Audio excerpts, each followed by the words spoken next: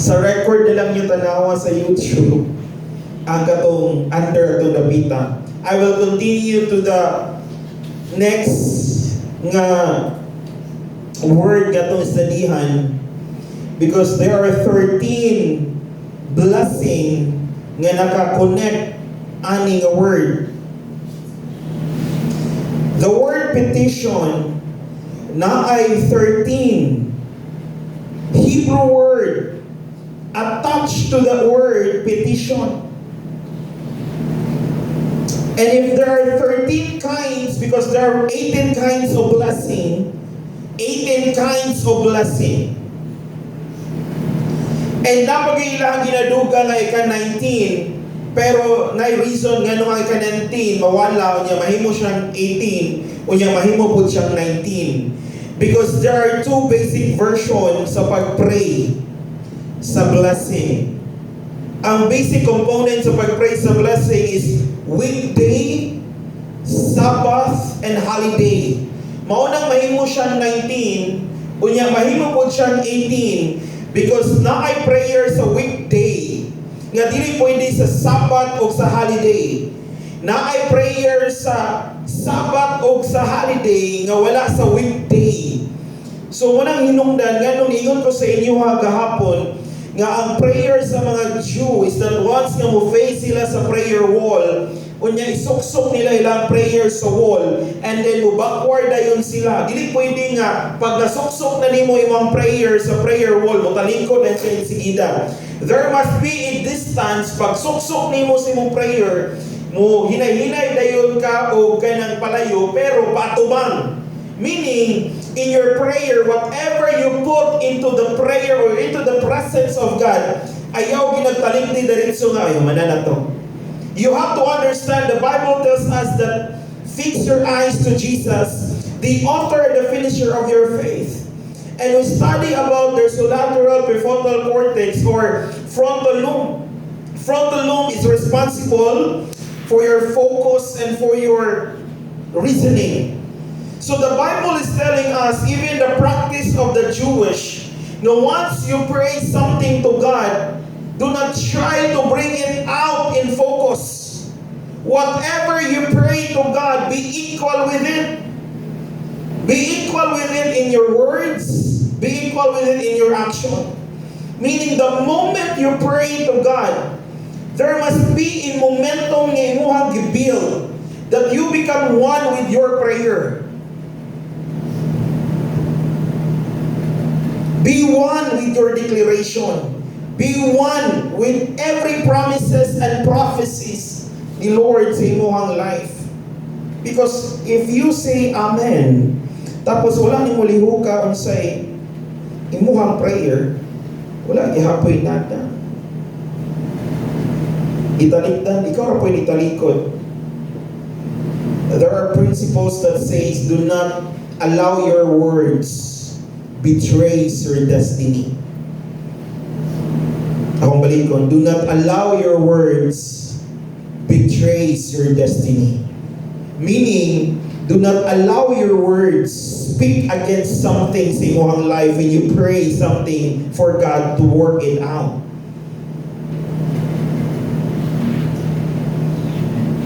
Petition. I will just give three. I think three.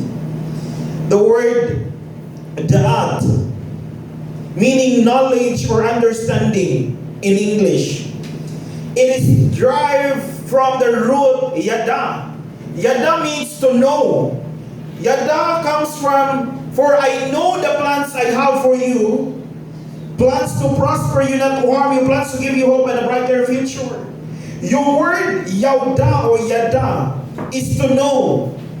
Meaning, if the word da'at means knowledge and understanding, knowledge and understanding ang da'at.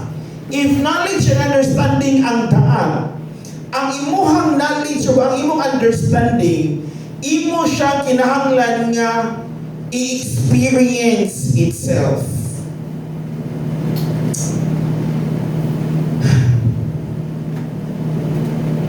Da'at often refers to intimate or deep knowledge, such as knowledge of God, wisdom, or moral discernment. Moral discernment is different from spiritual discernment, huh? When we say moral discernment, sample, sundalo ka or police ka or bombero ka and you know the law. And you know the law nga kinahanglan nimong sundon or kinahanglan sundon sa usa ka citizen ana ang country. And the moment nga nakita nimo sa imong pag-observe o pagbansay-bansay nga iyang binuhatan is dili na maayo, we call it moral discernment. But spiritual discernment is different from moral discernment. Tungod kay pag moingon na kag spiritual discernment is that a lot of people are using the Word of God, but not a lot of people are practicing on it. That's why you have to discern the Word of God. A lot of people will tell you this is the right words and this is the Word of God. Question: how it brings you transformation? How it impacts you? Because the Word of God is life and power. It is active. It is alive and active. So how come nga wala siya nabuhat sa imuha? We have the word knowledge in the act. The moment you petition to God, petition is not, Lord, tagaay ko ani, Lord, mauni mo, Lord, kani, Lord God, Lord, unta Ginoo, mainani ko, unta, Lord, masuccessful ko, unta, Lord, tabangan ko nimo, Lord, unta, na yung tao nga matabang sa kuha, Lord, unta, mahimo ko milyonaryo, Lord. Petition here is not asking for material things. If your petition is asking for material things, then you are out of track. Kasi the act is not material things. The act is asking a petition, asking God for a knowledge or understanding in a particular situation in your life. Most of our problems are not problems of material things. Most of our problems, 99% of our problems are result of the mindset we have and the knowledge we use. And what are the things we understand? Nga we thought mauna ni. Muna nagka-problema tayo. Even the church have a small-minded people because they want to understand something, yet they, at the same time, they are rejecting the art and knowledge gikan sa Ginoo.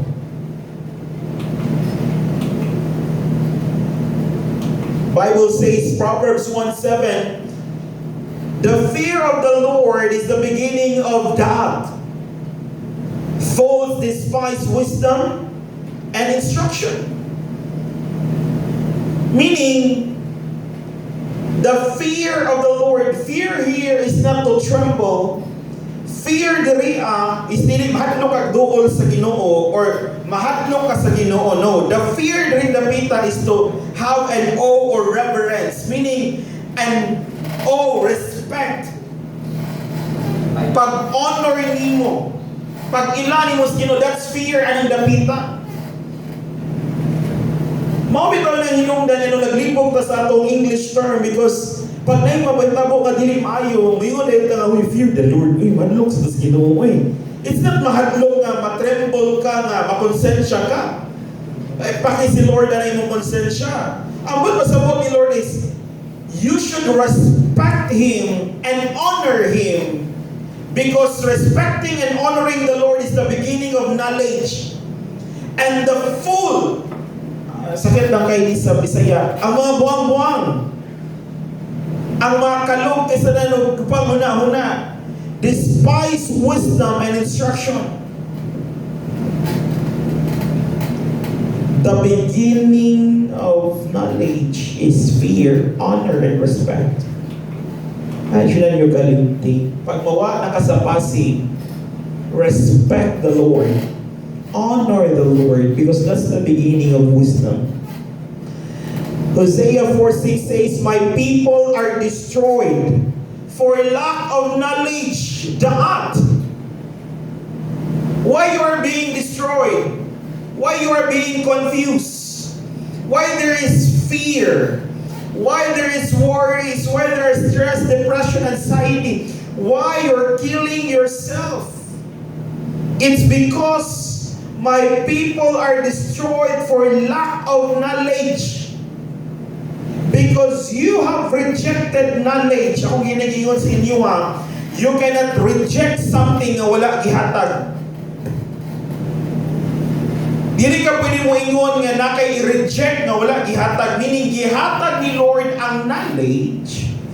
Gi-reject nimo because para sa imo dili practical. Nag-ampo pa ka ni Ginoo nato di man gini practical. I always remember the story of Gideon in the war. There's no such thing as practical war. Gikan itong napitan tungod kay ang iyahang bitbit sulo. Tapos turutot. Tapos dayon kato dayon si tawagan na clay nga murag vase nga iyahang gibitbit. And he was going to a war nga iyang kaaway almost 15 to 50,000 katao. And there were 300 people. Praktikal ba ng tagaan lang kagsulok. Tapos trumpeta. Tapos pat na dayon, clay pat na dayon. We serve a God that is beyond practicality in human form. And we always reject the wisdom because we thought it was not God. Because for us,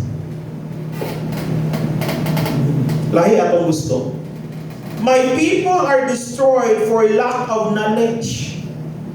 Because you reject knowledge, meaning kita na po na nag-reject sa knowledge, I also will reject you from being priest for me.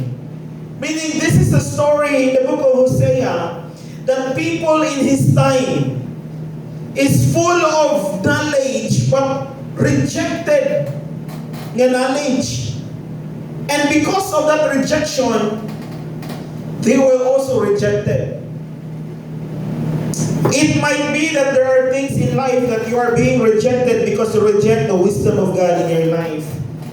It might be that your life is rejected because you reject what is practical to God and you try to balance what is practical for you.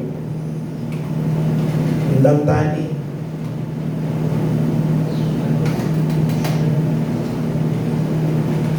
Teshuva means to repent, repentance, return or answer in English.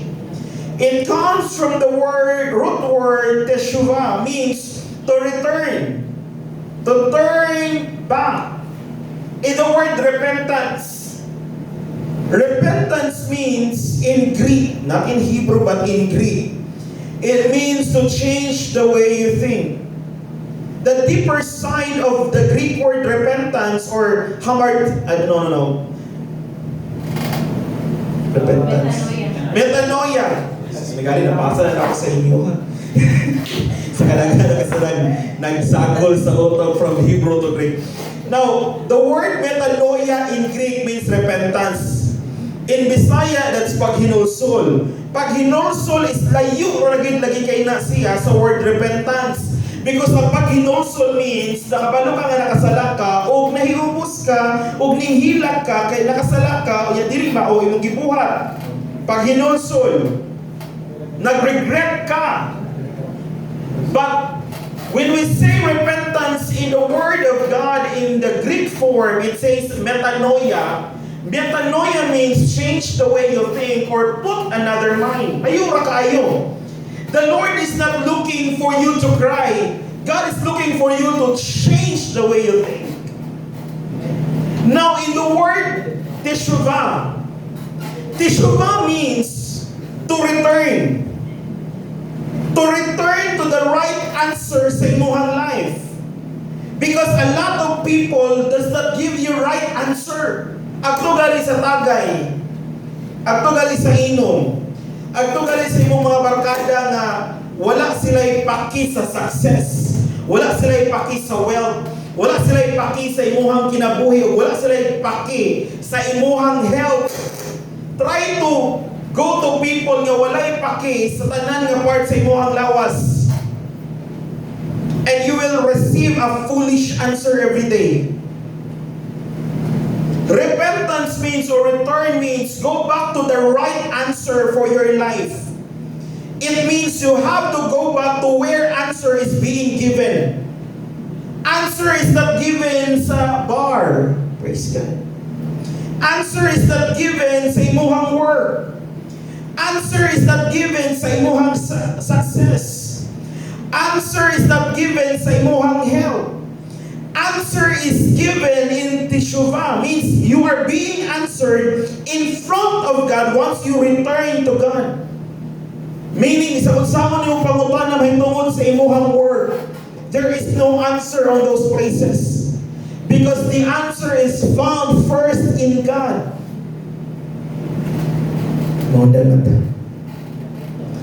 God is your answer. God is the answer. That's Teshuvah.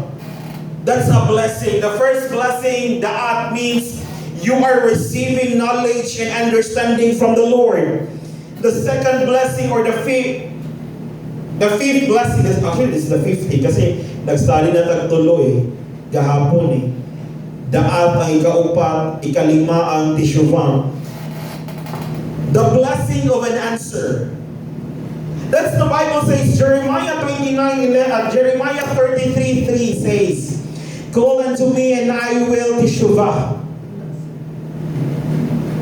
Call unto me and I will answer you and show you great and mighty things you have never known before.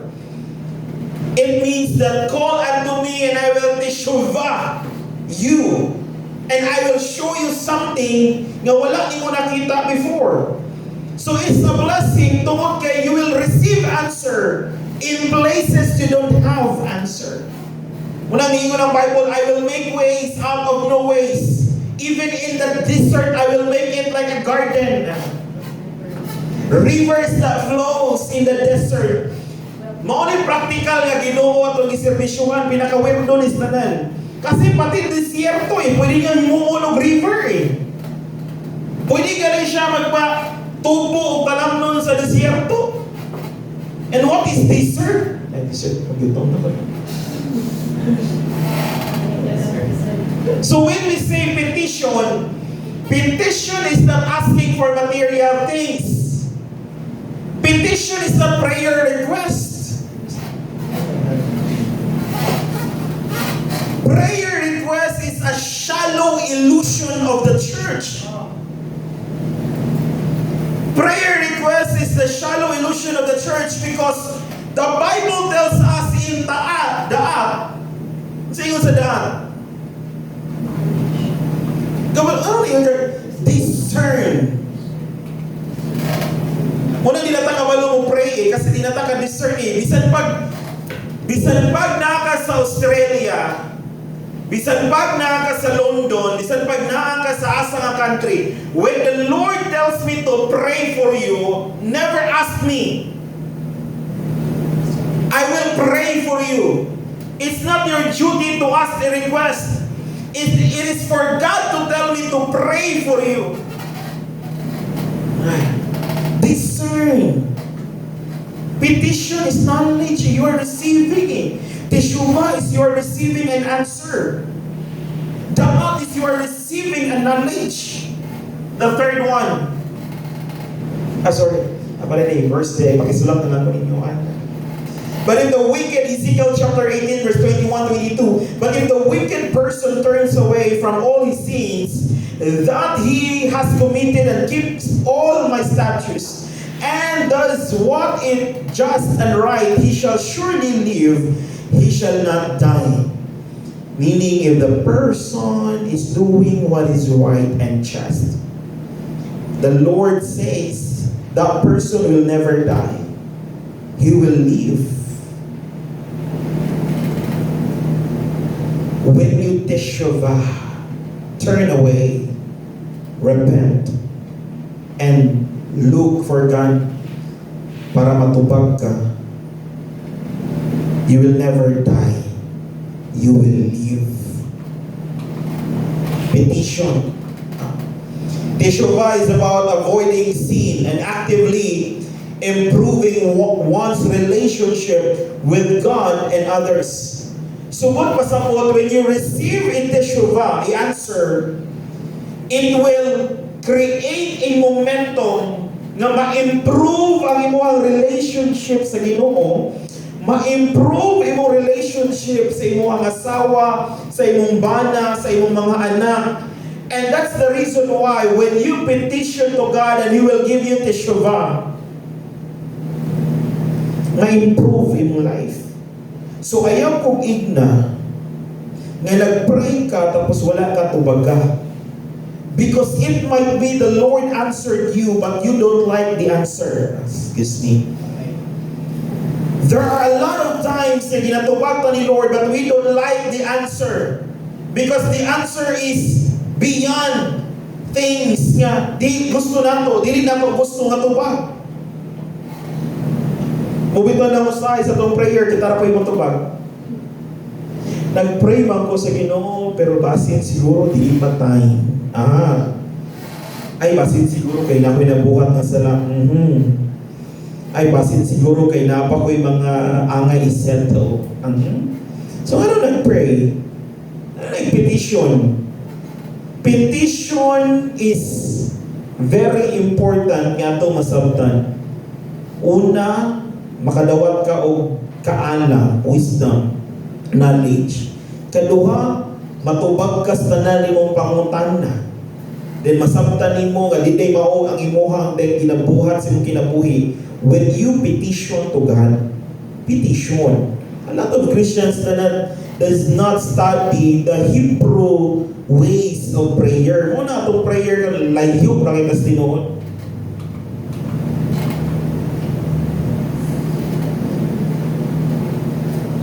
The third, aning as kuan moment, now we have three, we talk about three gahapon about praise. And petition, we talk about three. Hopefully, mahuman na ito ng 13 ka-blessing aning petition. Silikha, nagpasilka, masapapaya. Silikha, it means forgiveness, pardon, or apology. It is driven from the root word samik, lamidche, means which conveys the idea of forgiving or excusing a wrongdoing. And these three blessings must come together as one. That sometimes we have to understand that you are already forgiven by God. Silikha. And stop your excuses and wrongdoing, because that's not the idea of it. You have to understand that you have to excuse a wrongdoing and tell yourself that your sin is already forgiven, and sin is not the issue. Again, it's not the issue to God. When you petition to God, it's not saying, Lord, sorry kay nakasala ko. It's not silikha in Hebrew. Lord, sorry kay nakasala ko. It's not silikha in Hebrew. Silikha means, Lord, thank you for the forgiveness that I receive. It is a moment of your life that when you receive silikha blessing, it declares that you are already forgiven. It declares that you are already pardoned by your sin. Silikha. We will use that knowledge, understanding, in order to understand life and things. And then we will now use, as we receive Teshuvah, which means that I have to return, because I have knowledge and understanding of things. I have to return back to God as my answer and my portion. Selikha means that when I return back to God, the Lord will never count my sin in front of me, but will declare pardon sa akong life. It's not for us to tell ourselves nga, uy, na-forgive naman ko.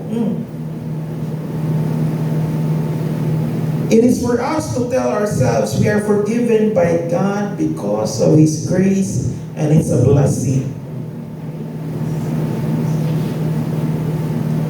You have to go back, no? We have, I think, sa YouTube, ay duha ka video na release na mo eh. Para magkasinapot ta. Forgiveness. Do not confess a sin when you receive already forgiveness. Be thankful for the forgiveness that you will receive, because the moment you're thankful for the forgiveness, it empowers you to excuse yourself from wrongdoing.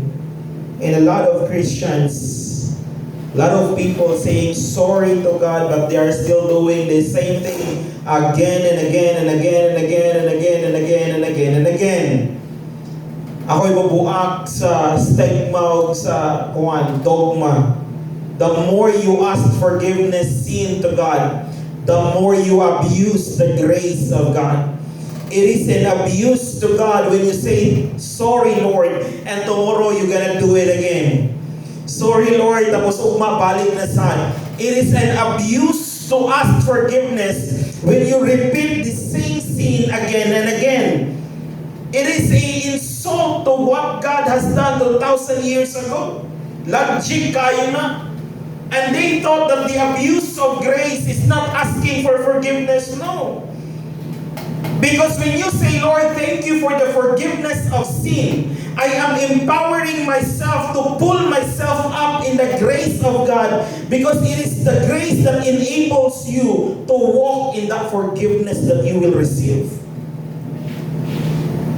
Tapos, Lord, sorry, kay nakasala ako, pasaylo ako. Dayon, tisyuva. Tisyuva dapat. Pero wala nag-tisyuva eh. Wala nag-change. Wala nag-repent.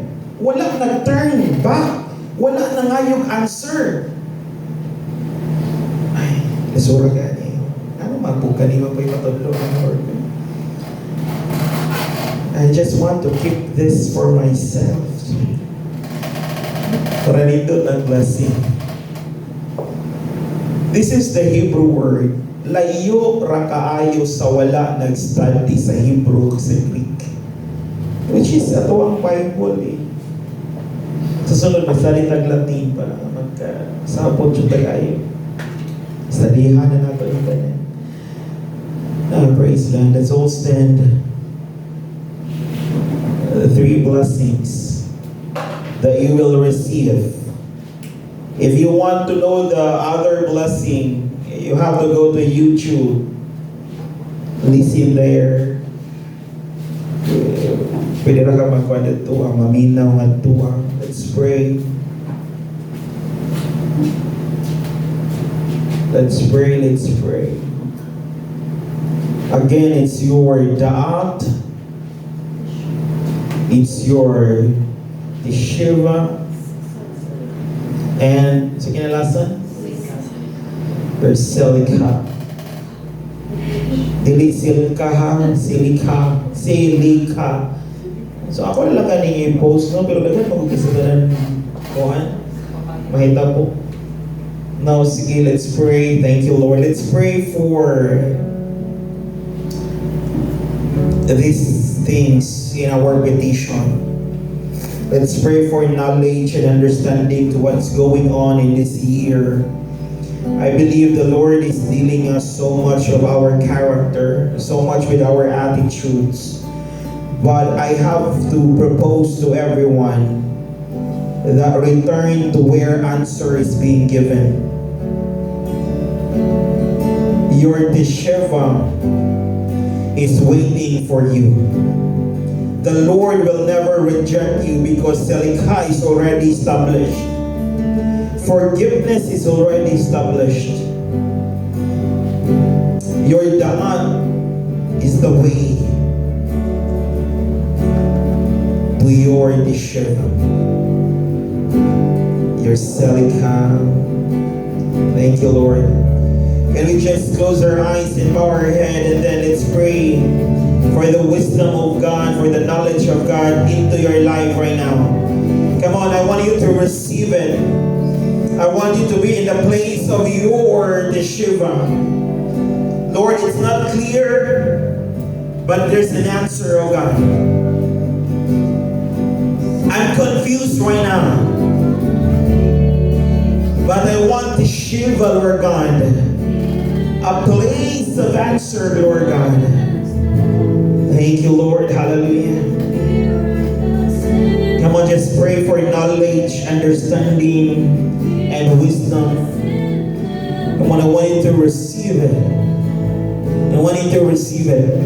When you receive that knowledge, when you receive the wisdom, when you receive that understanding, something in your head is moving. Something in your head, sometimes murag muinit imong ulo, and sometimes murag bubugat imong sagkakilid sa ulo. And most of the time, init isa na imong ulo. So I fire sa imong agtang, and you are receiving your ta'at right now. And I release it. I release your ta'at right now. I release your ta'at right now. Thank you, God. Hallelujah. Lord, as ta'at is being released, I release the Shiva, Lord God, into the lives of your people. I decree and declare that you will be in the place of answer.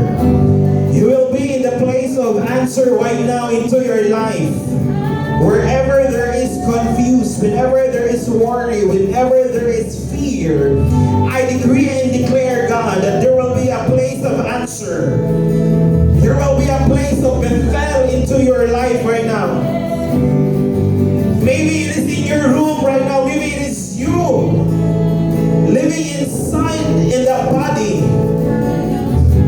There is an answer living inside of you. Lord, we are so grateful right now for the move.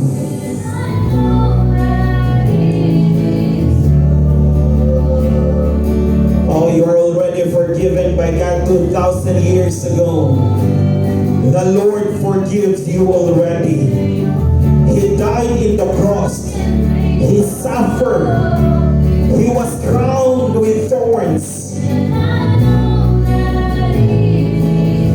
He suffered so much that the Bible tells us that he was not recognized as a human being in his form during the time na gilatigo siya kayo.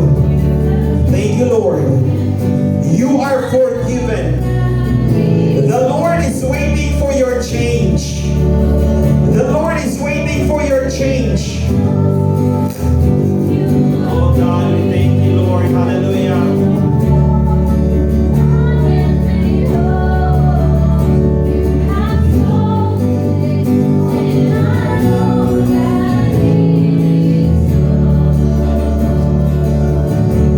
I release you. If you need healing right now, wherever you are, I want you to put your hands kung asa ka nang inahanglan ng healing right now. I want you to receive something. I don't know what the Lord is doing right now into your life, but I want you to put your hands.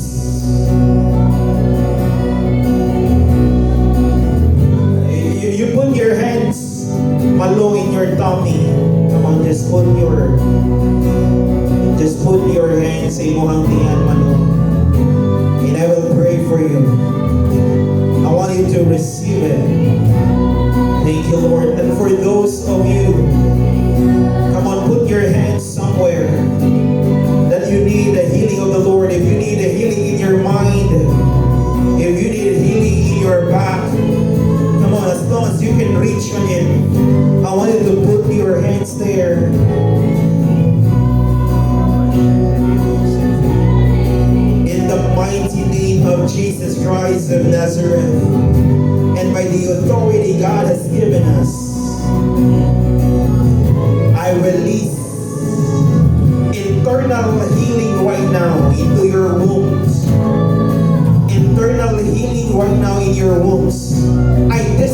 connect every toxicity. And I connect your health back to your Teshuvah. I connect you back to your God, to your answer. I decree and declare that even your internal organ will be aligned back to its natural design. I decree and declare that there will be a moving right now in your stomach, that it will create a new connection in every part of your body.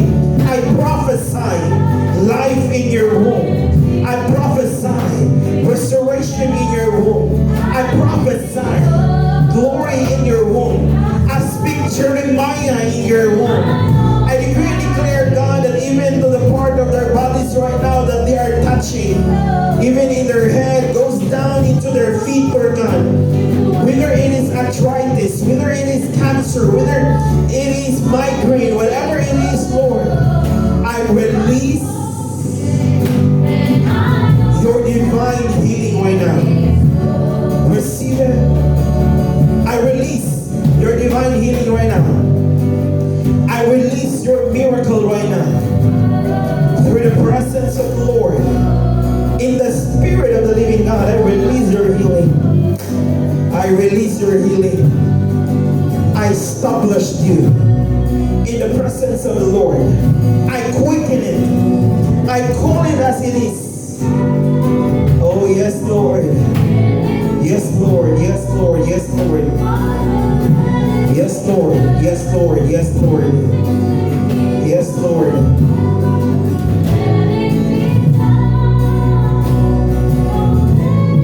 I want to give this. Thank you, Lord, for the healing.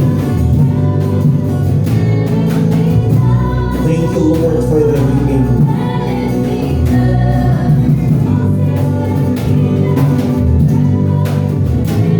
I prophesy in your life, you will never have that sickness again.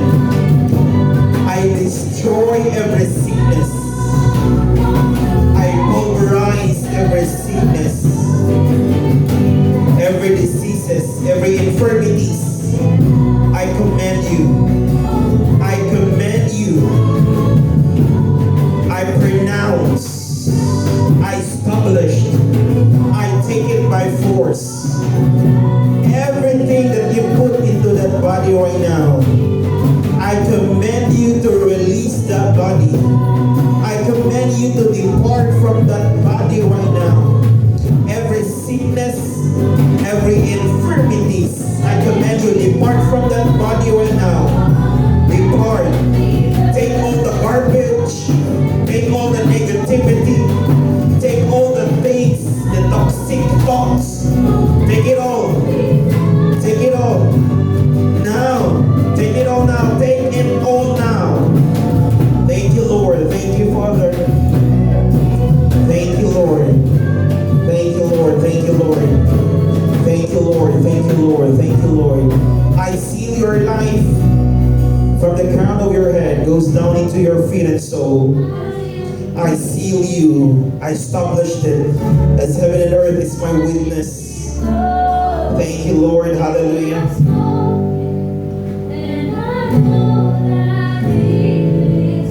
You know, can we have spiritual gesture? What I'm seeing in the spirit, that's not gesture. It's not something that pag istorya ko ani right now. That's not gesture lang ha. Akong laro hondaan. Kaya basig mo ingon na po ito mga taong na wala na giti. I want you to get your wallet and just a gesture.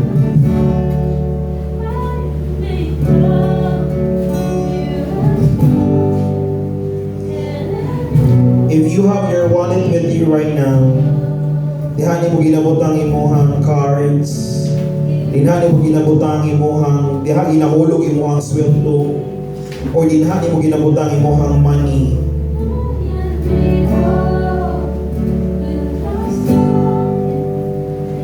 It's just a spiritual gesture.